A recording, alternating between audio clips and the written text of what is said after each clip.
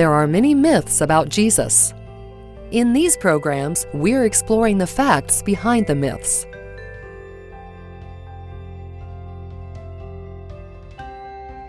The Sea of Galilee.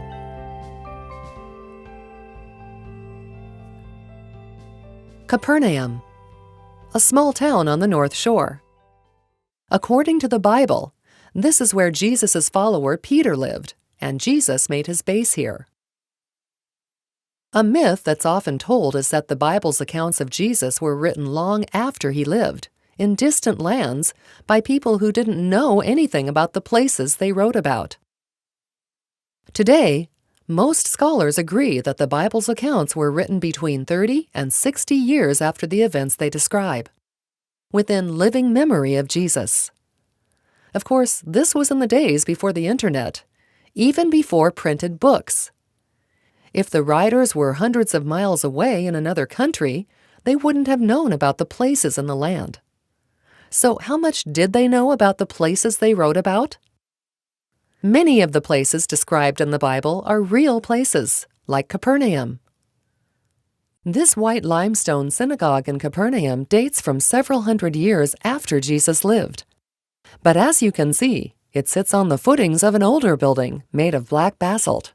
And this is the synagogue where Jesus taught. The Bible describes Jesus going around Galilee, which was a small area in the north of the country. It mentions villages and small towns like Bethsaida here on the northeast shore of the Sea of Galilee. Bethsaida was rediscovered in 1987, and archaeologists have been digging it up since 1990. Or Chorazin, in the hills above the northern coast of Galilee. Archaeologists have been digging here since 1962. These are small places that would have been unknown outside the land, except to people who'd lived there. Of course, Jesus also spent time in Jerusalem. And here, too, archaeologists have discovered the sites described in the Bible. Like the Pool of Bethesda, just inside the walls of the old city where Jesus healed a lame man. 700 years before Jesus, the Assyrians attacked Jerusalem. King Hezekiah built a tunnel to bring water into the city. That tunnel ended here at the Pool of Siloam. The Bible records how Jesus healed a blind man by putting mud on his eyes and telling him to wash it off in this pool. In 2004, when city workers were replacing a sewer, they accidentally uncovered the remains of the pool.